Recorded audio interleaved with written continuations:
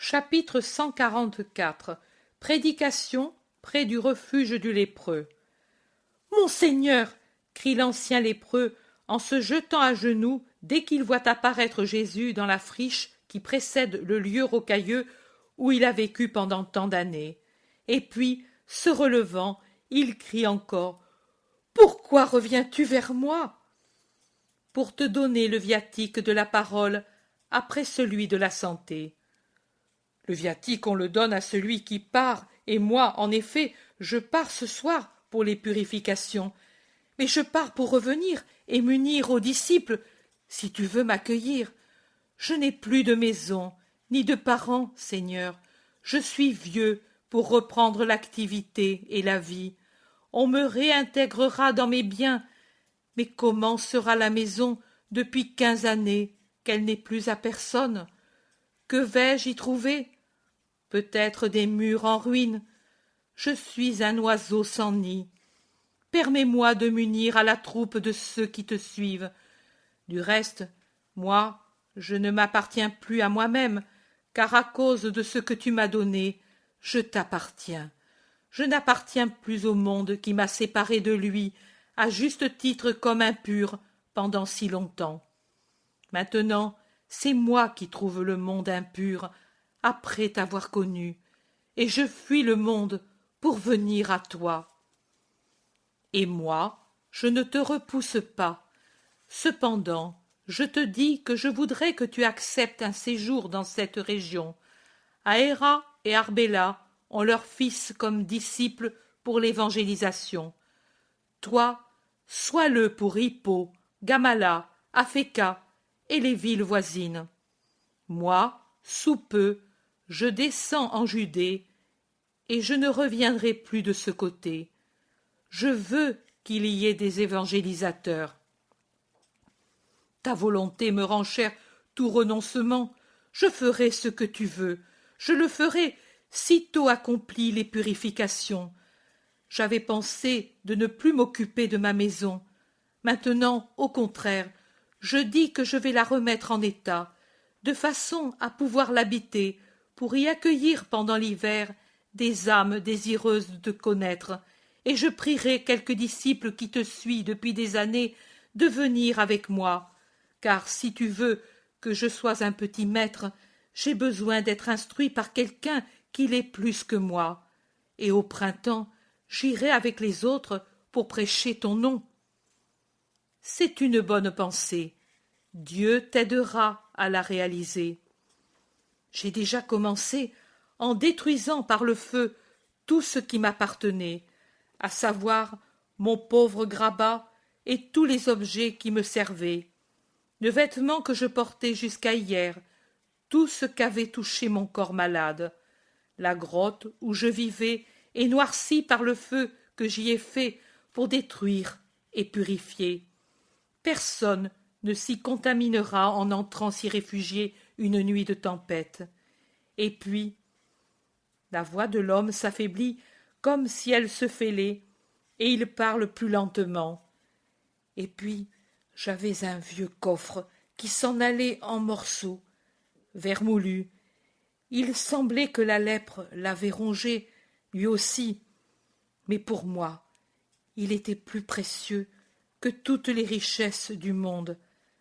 À l'intérieur, il y avait les chers objets, des souvenirs de ma mère, le voile de mariée de mon âne.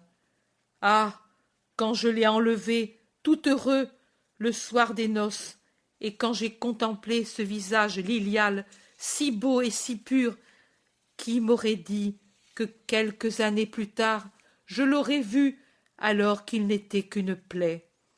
Et les vêtements de mes enfants, leurs jouets qu'ils avaient tenus dans leurs petites mains, tant qu'ils avaient pu les saisir, quelque chose. Et, oh, c'est une telle douleur. Pardonne-moi mes larmes. La plaie me fait beaucoup souffrir maintenant que je les ai brûlées, parce qu'il le fallait, sans pouvoir les baiser, car c'étaient des objets de lépreux. Je suis injuste, Seigneur. Je te montre des larmes, mais aie compassion. j'ai détruit le dernier souvenir que j'avais d'eux. Et maintenant, je suis comme quelqu'un qui est perdu dans un désert. » L'homme s'affaisse en pleurant auprès de ce tas de cendres, souvenir de son passé. « Tu n'es pas perdu, Jean. Tu n'es pas seul. Je suis avec toi, et les tiens seront bientôt avec moi dans le ciel pour t'attendre. Ces restes, te les rappeler, défigurés par la maladie ou bien d'une santé resplendissante avant le malheur, tout cela, souvenir de douleur. Laisse cela dans les cendres du bûcher. Anéantis-le dans la certitude que je te donne de retrouver des êtres heureux, embellis par la joie du ciel. Le passé est mort, Jean, ne pleure plus sur lui. La lumière ne s'attarde pas à regarder les ténèbres de la nuit, mais elle est joyeuse de s'en séparer et de resplendir en montant dans le ciel à la suite du soleil chaque matin. Et le soleil ne s'attarde pas à l'Orient, mais il monte, bondit et court jusqu'à ce qu'il rejoigne le sommet du firmament pour y rayonner. Ta nuit est finie, n'y pense plus, monte par l'esprit là où moi, lumière, je te porte, là, grâce à la douce espérance et à la belle foi, tu vas déjà retrouver la joie, car ta charité va pouvoir se répandre en Dieu et dans les êtres aimés qui t'attendent. Ce n'est qu'une rapide montée, et tu vas être là-haut avec eux. La vie est un souffle, l'éternité est l'éternel présent. Tu as raison, Seigneur, tu me réconfortes et tu m'apprends comment surmonter cette heure avec justice. Mais tu es au soleil pour rester près de moi plus qu'il t'est permis. Éloigne-toi, maître, tu m'as donné suffisamment. Le soleil pourrait te faire mal, car il est déjà fort. Je suis venu pour rester avec toi. Nous sommes tous venus pour cela. Mais déplace-toi, toi aussi, du côté des arbres, et nous serons voisins sans qu'il y ait de danger. L'homme obéit en s'éloignant du rocher au pied duquel se trouve le monceau de cendres, le passé. Et il va vers l'endroit où se dirige Jésus, où, tout émus, se trouvent les apôtres et les femmes et les habitants de la bourgade et ceux qui sont venus de la ville pour écouter le Maître. Écoutez le Maître. Écoutez le Maître. Jésus commande: allumez les feux pour cuire les poissons. Nous allons partager la nourriture dans un banquet d'amour. Et pendant que les apôtres exécutent l'ordre, lui fait un tour sous les arbres qui ont poussé en désordre dans cet endroit évité par tout le monde à cause du voisinage du lépreux. Un fouillis sauvage d'arbres qui ne connaissent pas la serpe ou la hache depuis qu'ils sont nés.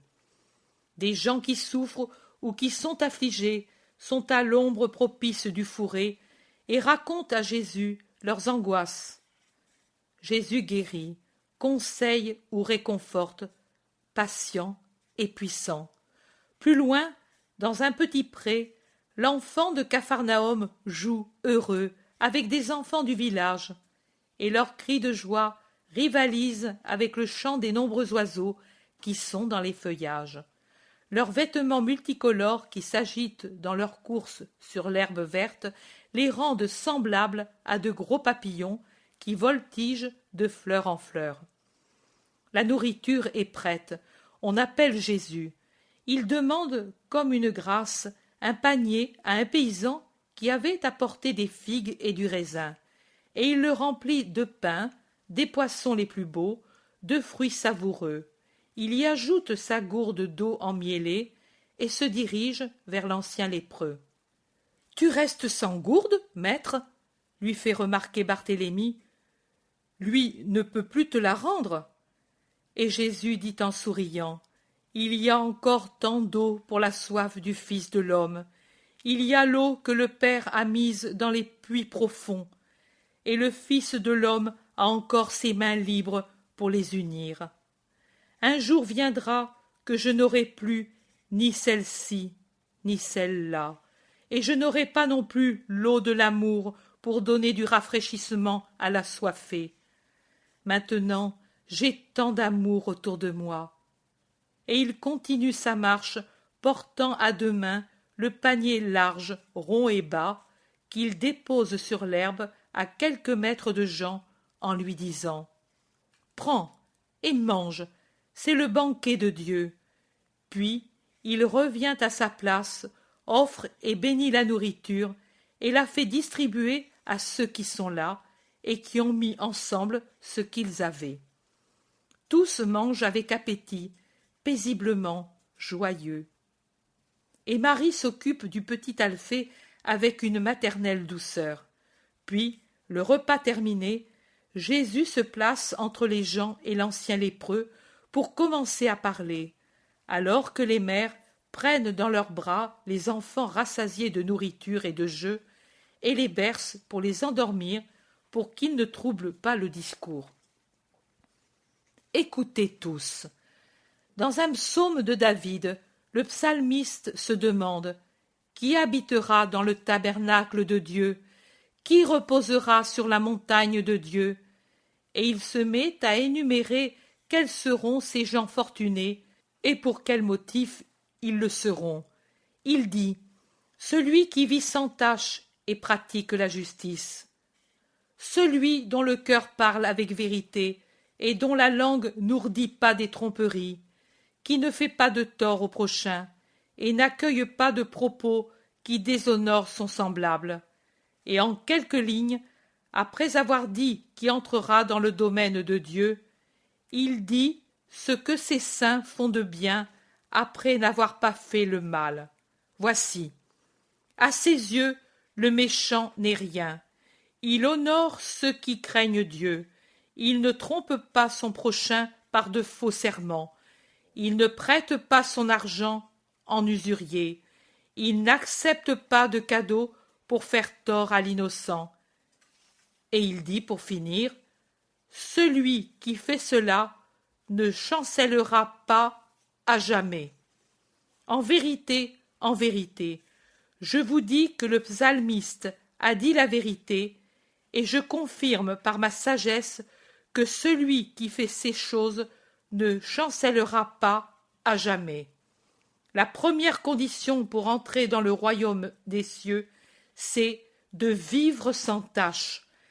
Mais l'homme, qui est une créature faible, peut-il vivre sans tache? La chair, le monde et Satan, dans un continuel bouillonnement de passion, de tendance et de haine, crachent leur souillure pour tacher les esprits. Et si le ciel n'était ouvert qu'à ceux qui ont vécu sans tache après l'âge de raison, de toute l'humanité, il y en aurait très peu qui entreraient au ciel, de même qu'il y a très peu d'hommes qui arrivent à la mort sans avoir connu des maladies plus ou moins graves pendant leur existence. Et alors, le ciel est-il ainsi fermé aux fils de Dieu? Doivent-ils se dire « Je l'ai perdu » quand un assaut de Satan ou une tempête de la chair les fait tomber et qu'ils voient leur âme maculée? N'y aura-t-il plus de pardon pour celui qui aura péché? Rien n'effacera-t-il la tache qui souille l'esprit? Ne craignez pas votre Dieu d'une crainte injuste.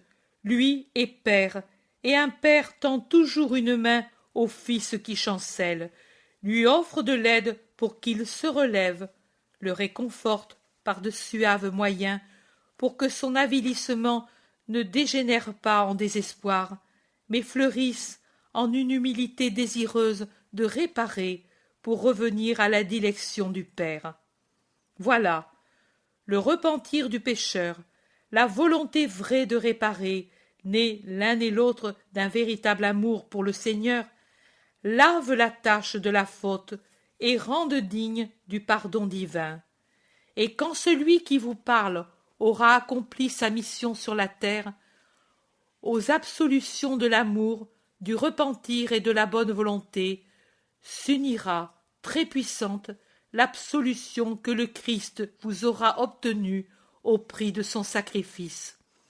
Plus pure dans l'âme que les enfants qui viennent de naître, beaucoup plus pure, car pour ceux qui croiront en moi, jailliront de leur sein des fleuves d'eau vive, qui laveront même la faute d'origine, cause première de toute la faiblesse de l'homme. Vous pourrez aspirer au ciel, au royaume de Dieu, à ses tabernacles. En effet, la grâce que je vais vous rendre vous aidera à pratiquer la justice qui fait grandir, dans la mesure où elle est pratiquée, le droit que vous donne un esprit sans tache d'entrer dans la joie du royaume des cieux. Y entreront les petits enfants, et ils y jouiront à cause de la béatitude qui leur sera donnée gratuitement. Ils y jouiront, car le ciel est joie. Mais y entreront les adultes, les vieillards, ceux qui ont vécu, lutté, vaincu, et qui, à la candide couronne de la grâce, uniront la couronne multicolore de leurs œuvres saintes, de leur victoire sur Satan, le monde et la chair. Très grande sera leur béatitude de vainqueur, grande comme l'homme ne peut l'imaginer. Comment se pratique la justice? Comment se conquiert la victoire? Par l'honnêteté des paroles et des actions, par la charité envers le prochain, en ne reconnaissant que Dieu et en ne mettant pas les idoles des créatures, de l'argent, de la puissance, à la place du Dieu très saint, en donnant à chacun la place qui lui revient, sans chercher à donner plus ou moins qu'on ne doit. N'est pas juste celui qui, parce que quelqu'un est un ami ou un parent puissant, l'honore et le sert même dans des œuvres qui ne sont pas bonnes. Celui qui, à l'opposé, nuit à son prochain parce qu'il ne peut obtenir de lui avantage d'aucune sorte et qui fait de faux serments, ou se fait acheter par des cadeaux pour faire une déposition contre l'innocent ou juger partialement, non selon la justice, mais en calculant ce qu'un jugement injuste peut lui obtenir de celui qui est le plus puissant des adversaires, celui-là n'est pas juste, et vaines sont ses prières, ses offrandes, car elles sont tachées par l'injustice aux yeux de Dieu. Aux yeux de Dieu. Aux yeux de Dieu. Vous voyez que ce que je vous dis est encore le décalogue, c'est toujours le décalogue, la parole du rabbi. En effet, le bien, la justice, la gloire se trouvent dans l'accomplissement de ce que le décalogue enseigne et ordonne de faire. Il n'y a pas d'autre doctrine. Autrefois, elle a été donnée au milieu des foudres du Sinaï, maintenant elle l'est au milieu des splendeurs de la miséricorde. Mais c'est toujours la même doctrine, et elle ne change pas, et elle ne peut changer. Beaucoup, pour s'excuser en Israël, diront pour se justifier de n'être pas saints, même après le passage du Sauveur sur la terre. Je n'ai pas trouvé manière de le suivre et de l'entendre. Mais leur excuse n'a aucune valeur, car le Sauveur n'est pas venu apporter une nouvelle loi, mais pour confirmer la première, l'unique loi, ou plutôt pour la reconfirmer justement dans sa nudité sainte, dans sa simplicité parfaite, pour confirmer par l'amour et par les promesses d'un amour assuré de Dieu, ce qui d'abord avait été dit avec rigueur d'un côté et entendu avec crainte de l'autre, pour bien vous faire comprendre ce que sont les 10 commandements et combien il est important de les suivre, je vous dis cette parabole. Un père de famille avait 2 fils pareillement aimés, et desquels il voulait, dans la même mesure, être le bienfaiteur. Ce père possédait, outre la demeure où étaient ses fils, des possessions où étaient cachés de grands trésors. Les fils connaissaient l'existence de ces trésors, mais ne connaissaient pas la route pour y aller. En effet, le père, pour des motifs particuliers, n'avait pas dévoilé à ses enfants le chemin pour y arriver, et cela pendant de très nombreuses années. Pourtant, à un certain moment, il appela ses deux fils et leur dit « Il est bon que désormais vous connaissiez où sont les trésors que votre père a mis de côté pour pouvoir y arriver quand je vous le dirai. En attendant, connaissez-en le chemin et les signaux que j'y ai placés pour que vous ne perdiez pas le bon chemin. Écoutez-moi donc. Les trésors ne sont pas dans une plaine où stagnent les eaux, où brûle la canicule, où la poussière abîme tout, où les épines et les ronces étouffent la végétation, et où les voleurs peuvent facilement arriver pour dérober. Les trésors sont au sommet de cette haute montagne, élevée et raboteuse. Je les ai placés là, au sommet, et ils vous y attendent. La montagne a plus d'un sentier, elle en a même un grand nombre, mais un seul est bon. Quant aux autres, certains finissent sur un précipice, d'autres dans des cavernes sans issue, d'autres dans des fossés d'eau boueuse, d'autres dans des nids de vipères, d'autres sur des cratères de soufre enflammé, d'autres contre des murailles infranchissables. Le bon sentier, au contraire, est fatigant, mais il arrive au sommet sans être interrompu par des précipices ou d'autres obstacles. Pour que vous puissiez le reconnaître, j'y ai mis tout au long, à des distances régulières, 10 monuments de pierre sur lesquels sont gravés pour vous guider ces 3 mots: amour, obéissance, victoire. Allez en suivant ce sentier, et vous arriverez au lieu du trésor. Moi, ensuite, par un autre chemin connu de moi seul, je viendrai, et je vous ouvrirai les portes pour que vous soyez heureux. » Les 2 fils saluèrent le père qui répéta, tant que ses 2 fils purent l'entendre: « Suivez le chemin que je vous ai dit. C'est pour votre bien. Ne vous laissez pas tenter par les autres, même s'ils vous semblent meilleurs.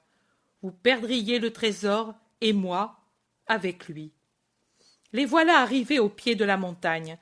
Un premier monument se trouvait à la base, exactement au commencement du sentier qui était au milieu d'une rangée de sentiers qui escaladaient la montagne en tous sens. Les 2 frères commencèrent l'ascension sur le bon sentier. Il était encore très bon au commencement, bien que sans un brin d'ombre. Du haut du ciel, le soleil y tombait à pic, l'inondant de lumière et de chaleur. La roche blanche où il était taillé, le ciel pur au-dessus de leur tête, la chaleur du soleil qui enveloppait leurs membres, voilà ce que les frères voyaient et ressentaient. Mais, animés encore par la bonne volonté, par le souvenir du père et de ses recommandations, ils montaient joyeusement vers la cime. Voici le second monument, et puis le troisième. Le sentier était de plus en plus fatigant, solitaire, brûlant. On ne voyait même pas les autres sentiers où il y avait de l'herbe, des arbres, des eaux claires, et surtout une montée plus douce parce que moins rapide et tracée sur un sol qui n'était pas rocheux. « Notre père veut nous faire arriver morts, » dit un fils en arrivant au 4e monument, et il commença à ralentir la marche. L'autre l'encouragea à poursuivre en disant « Il nous aime comme d'autres lui-même, et plus encore, puisqu'il nous a sauvé le trésor si merveilleusement. Ce sentier dans la roche, qui sans déviation monte du bas au sommet, c'est lui qui l'a creusé. Ces monuments, c'est lui qui les a faits pour nous guider. Réfléchis, mon frère, c'est lui tout seul qui a fait tout cela par amour, pour nous le donner, pour nous faire arriver sans erreur possible et sans danger. » Ils marchèrent encore, mais les sentiers laissés en contrebas se rapprochaient du sentier dans la roche, et ils se rapprochaient d'autant plus souvent que le sentier conduisant à la cime devenait plus étroit. Et comme ils étaient beaux, ombragés, engageant. « Je prendrai bien un de ceux-ci, dit le fils mécontent en arrivant au 6e monument, d'autant plus que celui-là va à la cime. »« Tu ne peux pas le dire, tu ne vois pas s'il monte ou s'il descend. »« Le voilà là-haut, tu ne sais pas si c'est celui-là, et puis le père a dit de ne pas quitter le bon sentier. » C'est de mauvaise grâce que le nonchalant continue. Voilà le 7e monument. « Oh, pour moi je m'en vais vraiment. »« Ne le fais pas, frère. » Il monte par le sentier vraiment très difficile désormais, mais la cime désormais était proche. Voilà le 8e monument, et tout proche, le côtoyant, le sentier fleuri. « Oh, tu le vois, peut-être pas en ligne droite, mais il montre vraiment celui-ci. » « Tu ne sais pas si c'est celui-là. »« Si, je le reconnais. »« Tu te trompes. »« Non, je m'en vais. »« Ne le fais pas. Pense au père, au danger, au trésor. »« Mais qu'ils se perdent tous. Que ferais-je du trésor si j'arrive mourant au sommet? Quel danger plus grand que ce chemin, et quelle haine plus grande que celle du père qui nous a bernés avec ce sentier pour nous faire mourir? Adieu, j'arriverai avant toi, et vivant. Et il se jette dans le sentier contigu et disparaît en poussant un cri de joie derrière les arbres qui font de l'ombre. L'autre continue tristement. Oh, la route dans son dernier parcours était vraiment effroyable. Le voyageur n'en pouvait plus. Il était comme ivre de fatigue, de soleil. Au 9e monument, il s'arrêta, haletant, s'appuya sur la pierre gravée, en lisant machinalement les paroles qui étaient gravées. Tout près, il y avait un sentier avec de l'ombre, de l'eau, des fleurs. Je le prendrais bien. Mais non, non, ici est écrit, et c'est mon père qui l'a écrit. Amour, obéissance, victoire. Je dois croire à son amour, à sa vérité, et je dois obéir pour montrer mon amour. Allons, que l'amour me soutienne. Voici le 10e monument. Le voyageur épuisé, brûlé par le soleil, marchait courbé comme sous un joug. C'était l'amoureux et saint joug de la fidélité qui est amour, obéissance, force, espérance, justice, prudence, tout. Au lieu de s'appuyer, il se laissa tomber, assis à ce peu d'ombre que le monument faisait sur le sol. Il se sentait mourir. Du sentier voisin venait un bruit de ruisseau et une odeur de bois. Père, Père, aide-moi par ton esprit dans la tentation. Aide-moi à être fidèle jusqu'à la fin. De loin, riante, la voix du frère. Viens, je t'attends. Ici, c'est un Éden. Viens. Si j'y allais, et en criant très fort. On monte vraiment au sommet? Oui, viens, il y a une galerie fraîche et qui mène là-haut. Viens. Je le vois déjà, le sommet au-delà de la galerie dans le rocher. J'y vais? Je n'y vais pas? Qui va me secourir? J'y vais. Il appuya les mains pour se relever, et pendant qu'il le faisait, il remarqua que les paroles gravées n'étaient plus nettes comme celles du premier monument. À chaque monument, les mots étaient plus légers. C'est comme si mon père épuisé avait eu du mal à les graver. Et regarde, ici aussi ce signe rouge-brun qui était déjà visible dès le 5e monument. Mais ici, il emplit le creux de chaque mot, et il a coulé, marquant le rocher comme de larmes sombres, comme de sang. Il gratta avec le doigt là où il y avait une tache large comme les 2 mains, et la tache s'en alla, laissant découvertes, fraîches, ces paroles. C'est ainsi que je vous ai aimé, jusqu'à répandre mon sang pour vous conduire au trésor. Oh, oh, mon père, et moi je pouvais penser à ne pas suivre ton commandement. Pardon, mon père, pardon. Le fils pleura contre le rocher, et le sang qui remplissait les mots se refit frais, brillant comme du rubis, et les larmes furent nourriture et boisson pour le bon fils, et force. Il se leva. Par amour, il appela son frère, fort, très fort. Il voulait lui dire sa découverte, l'amour du père, lui dire « Reviens !» Personne ne répondit. Le jeune homme reprit sa marche presque à genoux sur la pierre brûlante, car, par la fatigue, son corps était vraiment à bout, mais son esprit était serein. Voici le sommet, et là, voici le père. Mon père! Fils chéri! Le jeune homme s'abandonna sur le sein paternel, le père l'accueillit en le couvrant de baisers. Tu es seul? Oui, mais mon frère va bientôt arriver. Non, il ne viendra plus. Il a quitté la voie des 10 monuments. Il n'est pas revenu après les premières désillusions qui l'avertissaient. Tu veux le voir? Le voilà. Dans le gouffre de feu. Il s'est entêté dans la faute. Je lui aurais encore pardonné, et je l'aurais attendu si, après avoir reconnu son erreur, il était revenu sur ses pas, et si, bien qu'en retard, il était passé par où l'amour est passé le premier, en souffrant jusqu'à répandre le meilleur de son sang, ce qu'il y avait de plus cher en lui, pour vous. Il ne savait pas.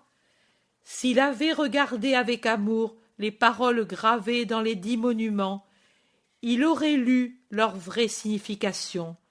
Tu l'as lu dès le 5e monument, et tu l'as fait remarquer à l'autre en disant « Ici, le père a dû s'être blessé ».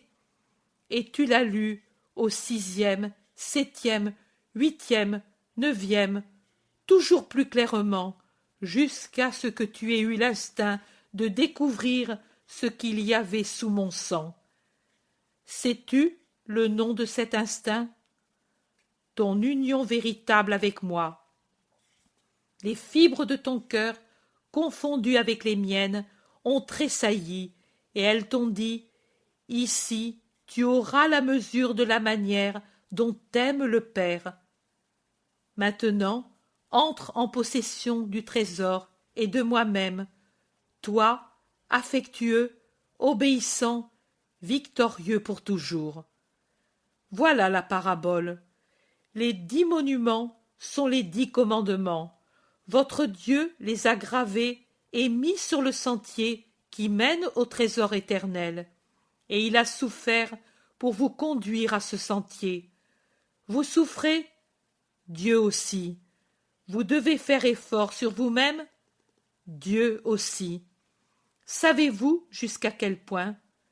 En souffrant de se séparer de lui-même et en s'efforçant pour connaître l'être humain avec toutes les misères que l'humanité porte avec elle, naître, souffrir le froid, la faim, la fatigue et les sarcasmes, les affronts, les haines, les embûches, et enfin la mort, en donnant tout son sang pour vous donner le trésor. Voilà ce que souffre Dieu, descendu pour vous sauver. Voilà ce que souffre Dieu en haut des cieux, en se permettant à lui-même de le souffrir. En vérité, je vous dis qu'aucun homme, si fatigant que soit son sentier pour arriver au ciel, ne suivra jamais un sentier plus fatigant et plus douloureux que celui que le Fils de l'homme parcourt pour venir du ciel à la terre et de la terre au sacrifice, pour vous ouvrir les portes du trésor. Mon sang est déjà dans les tables de la loi, mon sang est dans le chemin que je vous trace, c'est sous l'ondée de mon sang que s'ouvre la porte du trésor. C'est par mon sang qui la lave et la nourrit que votre âme se fait pure et forte. Mais pour qu'il ne soit pas répandu en vain, vous devez suivre la loi immuable des 10 commandements. Maintenant, reposons-nous. Au coucher du soleil, j'irai vers Hippo. Jean à la purification, vous à vos maisons. Que la paix du Seigneur soit avec vous. soit avec vous, soit avec vous.